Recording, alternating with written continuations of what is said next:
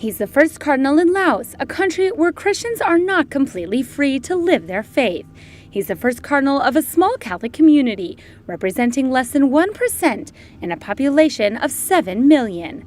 Cardinal Ling's life is a reflection of the history of Laos itself.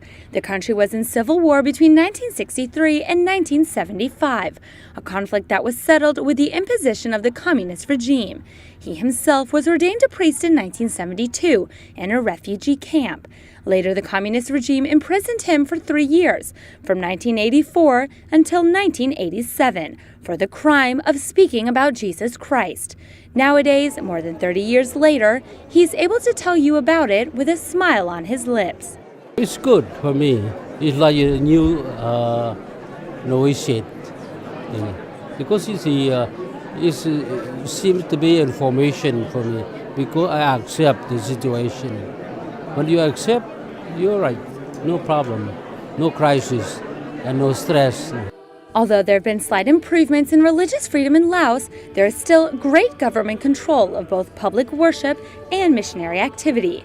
Nevertheless, in spite of the difficulties, the Catholic community is slowly growing. But I think that is the step by step of the faith. You have to prove you are faithful or not. So that's it. So now, we'll do step by step. The cardinal has very few collaborators for the almost 11,000 Catholics in his diocese. His team consists of 7 priests, 9 religious brothers, and 16 religious sisters.